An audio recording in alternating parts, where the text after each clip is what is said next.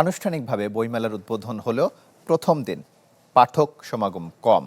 এখনো অনেক স্টলে চলছে সাজসজ্জার কাজ। আগামী কয়েকদিনের মধ্যে জমে উঠবে বইমেলা বলছেন বিক্রেতারা।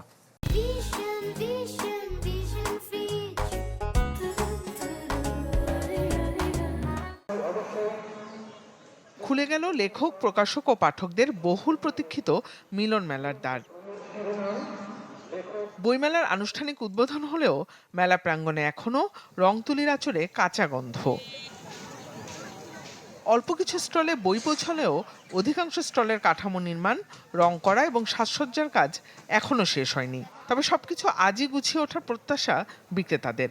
আগামী 2-1 দিনের মধ্যেই মেলা পূর্ণাঙ্গ রূপ পাবে বলে আশাবাদী তারা। আমরা তো আতঙ্কে ছিলাম যে ফেব্রুয়ারি থেকে শুরু করা যাবে কিনা, কিন্তু শুরু করা গেছে, এটাতে আমরা আনন্দিত। আমাদের স্টলে মোটামুটি প্রায় সবকিছুই গোছানো হয়ে গেছে। আমাদের বাকি বইগুলো আসছে, এমন সেগুলো স্টলে দেওয়ার ট্রাই করতেছি। আজকে কিংবা কালকের মধ্যে পুরোপুরি গুছিয়ে উঠতে পারবো। আর পাঠক আসছে।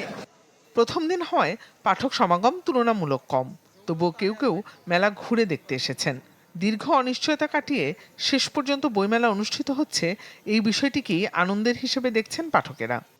আশা করতেছি সামনের আগামী দিনগুলো অনেক ভালোভাবে আমরা বইমেলাকে অনেক সুন্দরভাবে স্থাপিত করতে পারবো বা দেখতে পারবো। মাত্র শুরু হয়েছে, এখন আস্তে আস্তে সৌন্দর্য ফুটে উঠবে। যদি এরকম হয় না, কিন্তু আশা করছি যে আরো সুন্দর, মানে প্রতি বছর যা হয় তার থেকে অনেক সুন্দর হবে। প্রতিদিন মেলা খোলা থাকবে দুপুর 2টা থেকে রাত 9টা পর্যন্ত।